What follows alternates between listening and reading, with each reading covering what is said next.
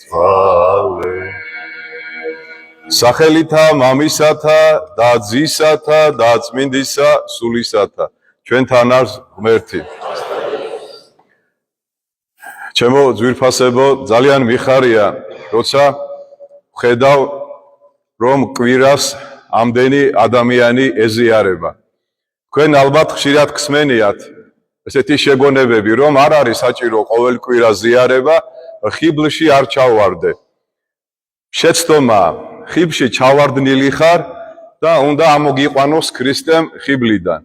ყველა ჩვენთაგანი ვარ დაზიანებული ბუნების და თუ ჩვენი სული და სხეული ყოველ კვირა ხშირად არ მიიღებს წმინდა ზიარებას, დარჩება დაზიანებული ბოლომდე. ამიტომ მე ყოველთვის მახარებს, როდესაც ვხედავ გაბადრული სახით მდგომარე ქრისტიანს, რომელიც მოდის კვირას და იღებს წმინდა ზიარებას. გახსოვდეთ, რომ ერთადერთი დანიშნულება, ერთადერთი მიზანი, რის გამოც შენ უნდა მოხვიდე წირვაზე, ეს გახლავთ სისხლი და ხორცის მიღება, ზიარება და უფალი ჩვენ ხშირი ზიარებით სინანულში ჩაგვაგდებს. როდესაც ადამიანი ყოველ კვირა ეზიარება, მას გაუჩნდება კითხვა, ნუ თუ მე ყოველ კვირა რომ ვეზიარები, ამისი ღირსი ვარ, რა თქმა უნდა შენვე გასცემ შენ თავს პასუხს და იტყვი რომ არა ვარ ღირსი, მაგრამ ნახეთ რა მოწყალია უფალი, რა მოწყალია მოძღვარი და დედა ეკლესია როგორ ზრუნავს ჩვენზე, რომ მე ყოველ კვირა დაპატიჟებული ვარ და ყოველ კვირას თქვენ უნდა გესმოდეთ ყურში სიტყვები აღდეკ, აღიღე ცხედარი და ვიდოდე. ანუ წამოდექი სარეცელიდან, შენი სხეული აიძულე, მოწესრიგდეს და წამოდი წირვაზე. ეს სიტყვები ყოველთვის უნდა გესმოდეთ, რამე თუ ეს არის მთავარი ჩვენი ცხოვრების მიზანი. თანამედროვე ადამიანი ყველაფერს აკეთებს იმის გამო, რომ არ მოვიდეს წირვაზე და თქვენ ხედავთ, რომ ამ სოფელმა, ამ საწუთრომ გააძევა იესო ქრისტე ჩვენი ცხოვრებიდან. ოლიმპიური თამაშები იწყება, ლანძღავენ ქრისტეს და აშარჟებენ მას. სპორტული თამაშები იწყება, იგივეს აკეთებენ. ევროვიზია იწყება, ყველგან არის ვნების დემონსტრირება და ყველგან დასცინიან ჭეშმარიტებას. ყველგან გაურბიან იესო ქრისტეს. ტორიჩელი, ფიზიკოსი ესეთ რამეს ამბობს, რომ ბუნება ვერ გუობს სიცარიელეს. ამიტომ, სადაც ქრისტე გაძევებულია, იქ უკვე მომზადებულია ბილიკები ანტიქრისტესთვის. ეს სოფელი, ჩემო ძვირფასებო, ემზადება იმისთვის, რომ შეხვდეს ანტიქრისტეს. თუ ჩვენი თავი წავართვით ქრისტეს, ჩვენც ვიქნებით მომავალში მრევლი ანტიქრისტესი. აბა დაფიქრდით, დღეს თქვენ თავს კითხვა დაუსვით. როდის წავართვი მე ჩემი თავი ქრისტეს? როდის დავშორდი მე ქრისტეს? და როდის უთხარი მე მას უარის ზიარებაზე. როდესაც შენ კვირა დღეს ზიარებაზე უარს იძახი, ამით შენ თავს განაყენებ ქრისტეს სისხლი და ხორცის მიღებისგან და უკვე თანდათანობით შორდები ჭეშმარიტებას, შორდები ჭეშმარიტ ღმერთს. ყოველთვის გახსოვდეთ, ტაძარში რო შემოდიხართ, შეკითხვა დაუსვით საკუთარ თავს. მე ხლა შენობაში, საკულტო ნაგებობაში, ტაძარში შევდივარ, თუ ეკლესიაში ვარ. ეს ძალიან საინტერესო კითხვა.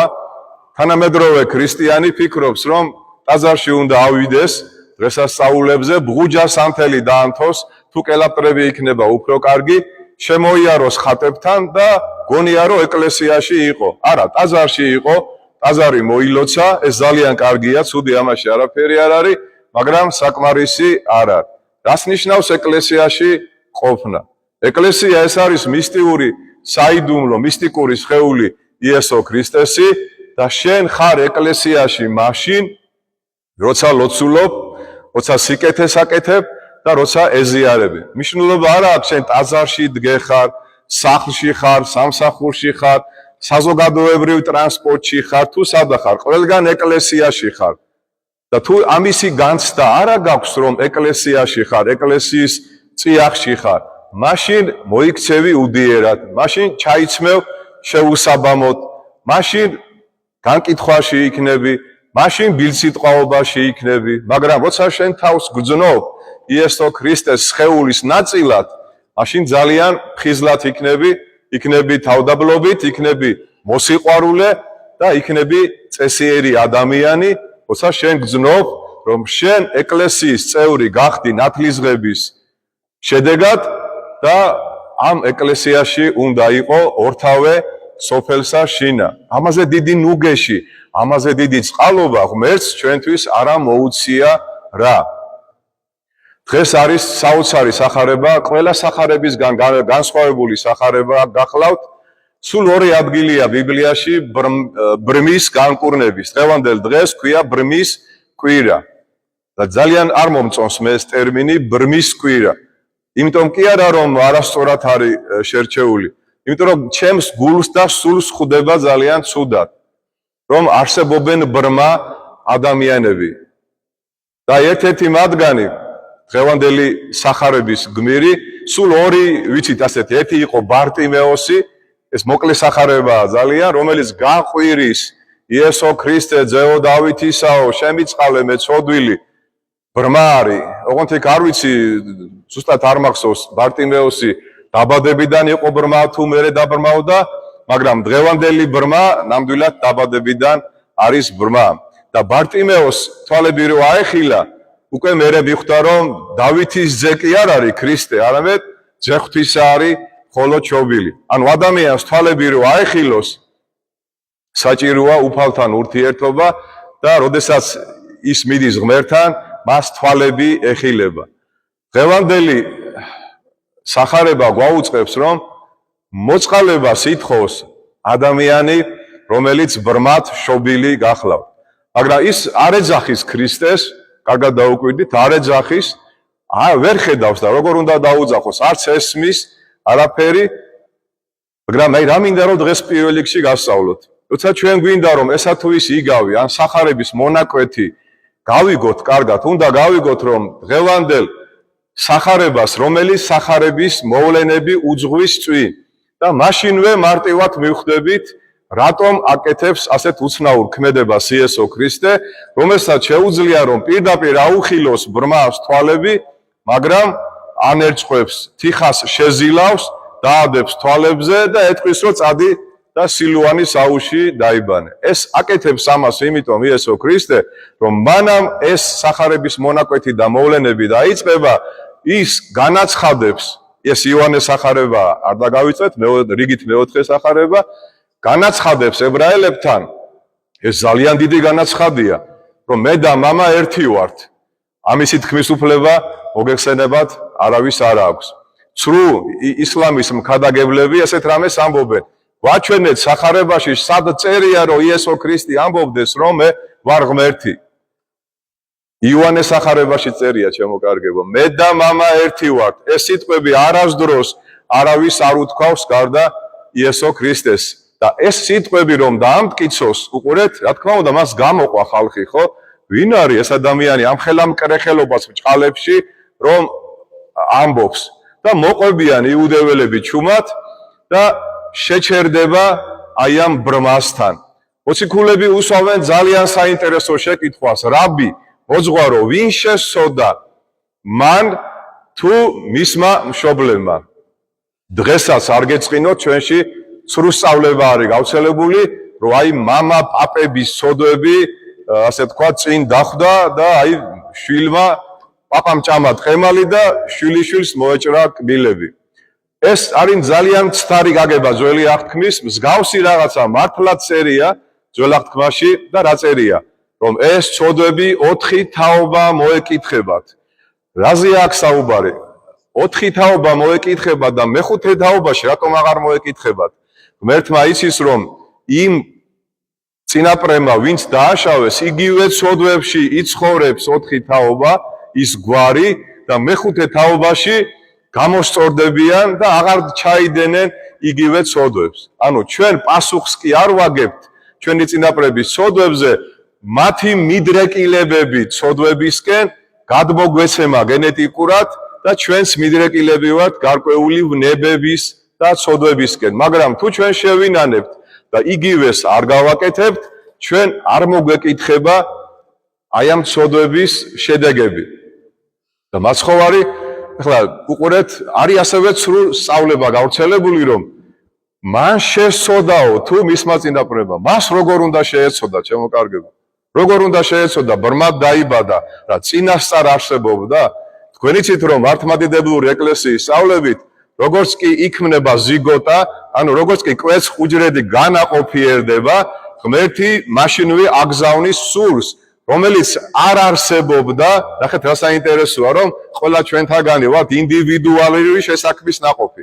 აი მაშინ იქნება სხეულიც და მაშინ იქნება სულიც.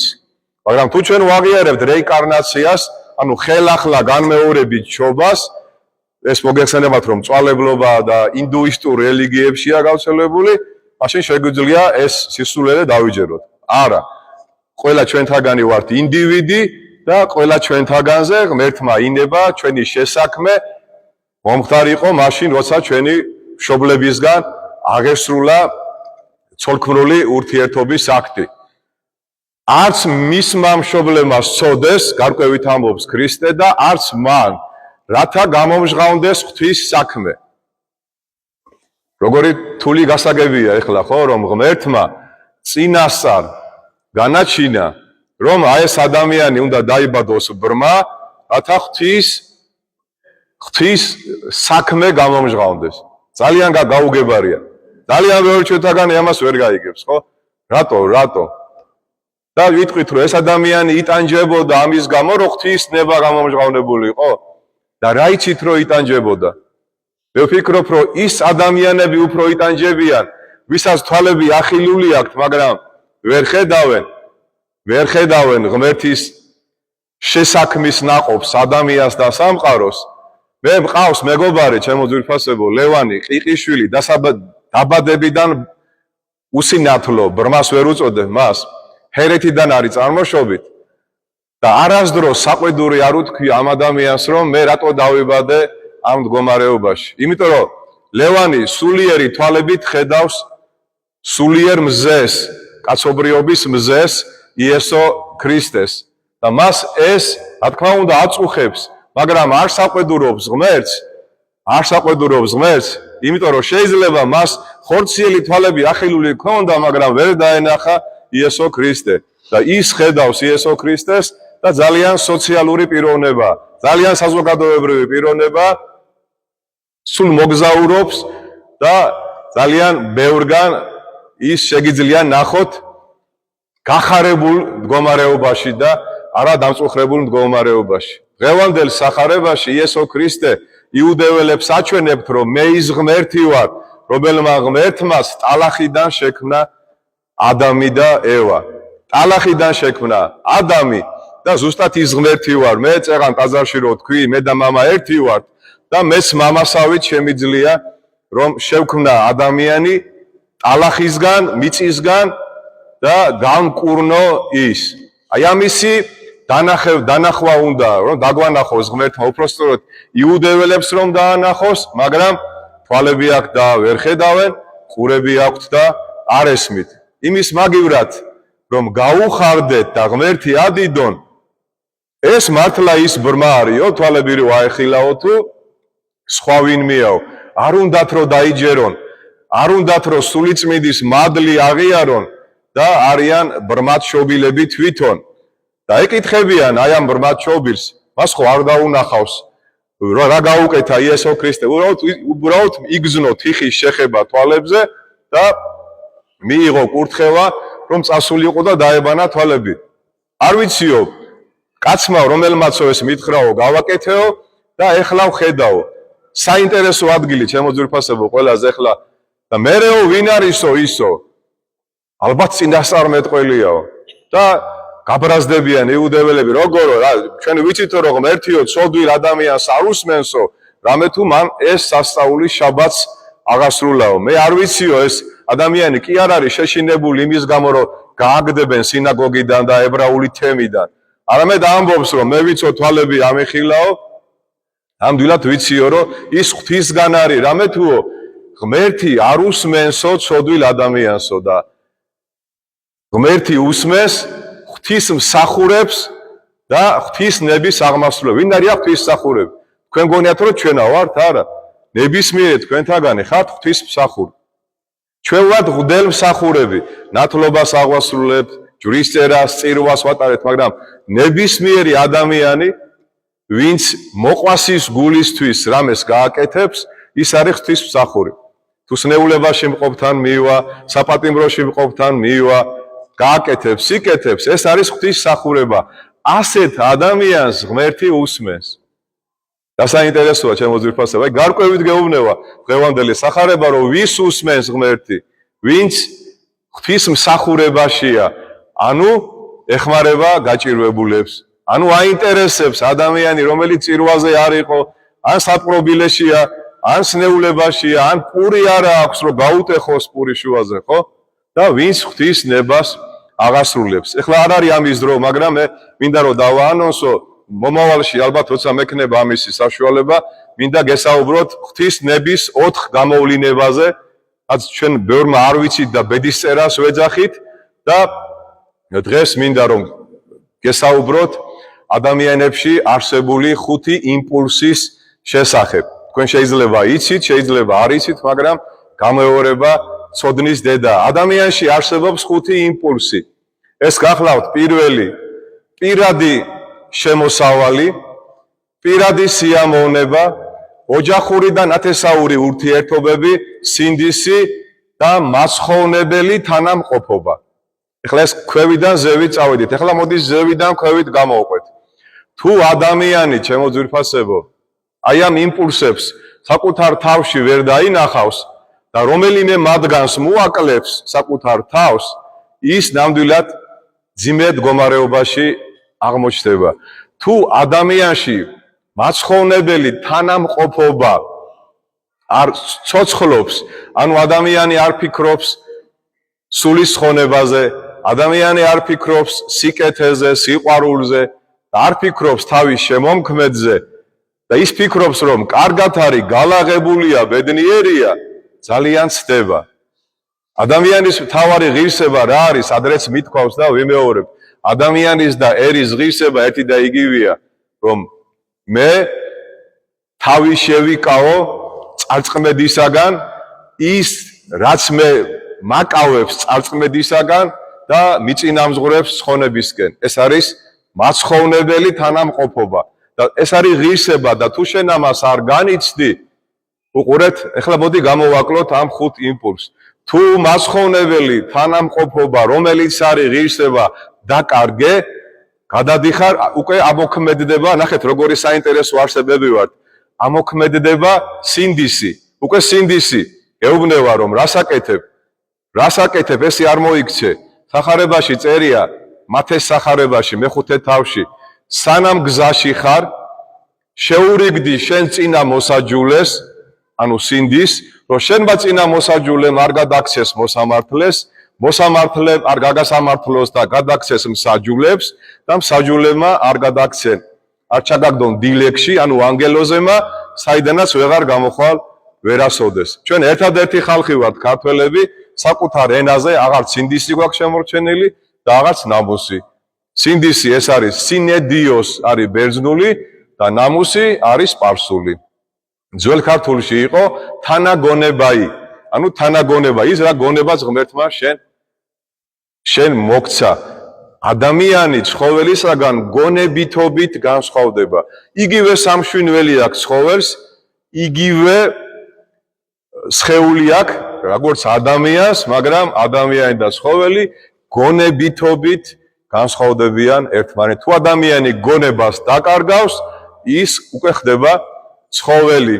ეს ჩვეულებრივი არაფერს ახალს არ ვიძახით, ჩვეულებრივი სწავლება, ჯერ კიდევ ანტიკური ხანიდან გადმოცემული.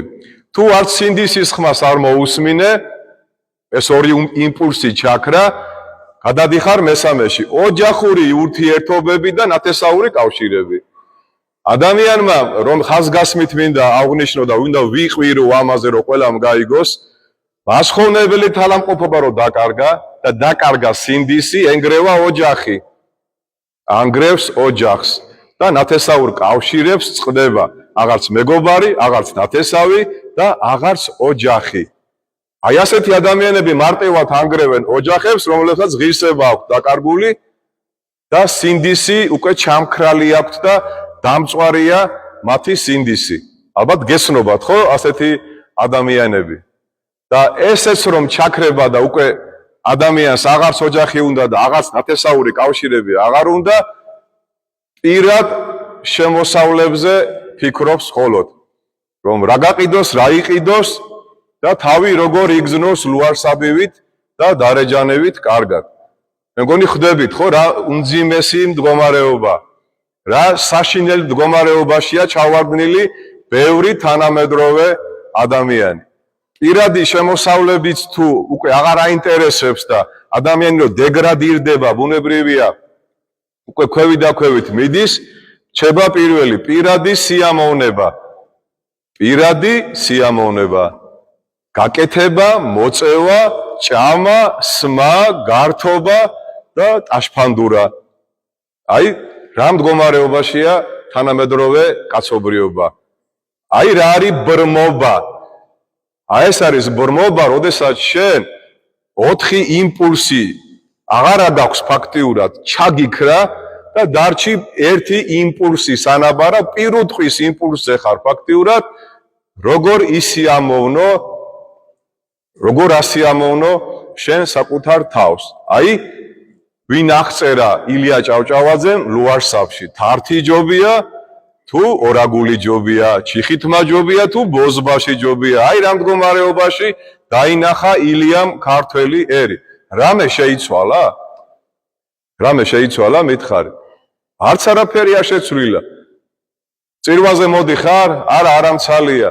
მარხვა შეინახავ? არ შემიძლია. აი იქ უნდა წავიდე, იქ უნდა დაპატიჟებული, იქ უნდა გავერთო, იქ უნდა ვჭამო, აქ უნდა დავლიო. მოვა სიკვდილი უჩინო, ერთ წამში აკვრის იარაღს. ამიტომ, ჩემო ძვირფასებო, დღეს ბრმის კვირაა და აი ეს დავაფიქსიროთ ზუსტად, რომ ჩვენში ეს 5-ვე იმპულსი მუშაობს, თუ არ მუშაობს. თუ არ მუშაობს, შეგვიძლია რომ ავამოქმედოთ, ავამუშაოთ. როგორ? ახსარებით, აღიარო ახსარებაში რომ შენ ღირსება დაკარგული ადამიანი ხარ, სინდისს აღარ უსმენ, ოჯახი აღარ გაინტერესებს, პირად შემოსავლებზე გადახვედი, ესეც აღარა გაქვს და მარტო სიამოვნებაზე გადახვედი ლუარსაბივი და ფიქრობ რა ჭამო, რა დალიო და რითი გაერთო. აი ვინ არიან ბრმები? აი ესენი არიან ბრმები, რომლებსაც არ აქვთ ესეთი იმპულსების განცდა საკუთარ სხეულში. მე ფიქრობ რომ შეგვძრა ხო ამ სიტყვებმა, დაგვაფიქრა და იმედი მაქვს რომ კიდევ ბევრ ადამიანს აეხილება თვალები, ხორციელი თვალები, რომ დაინახოს რა მდგომარეობაშია. ხორციელი თვალები თუ არ აეხილება, მოდი სულიერი თვალების ახილვა უსურვოთ და სულიერი თვალები რო აეხილება, მერე მას აეხილება ასევე ხორციელი თვალებიც. ღმერთმა დაგლოცოთ ჩემო ძვირფასებო, ღმერთმა გაგახაროთ, გაგაძლიეროთ, მოგესალმებათ რომ მომავალ ხუთშაბათს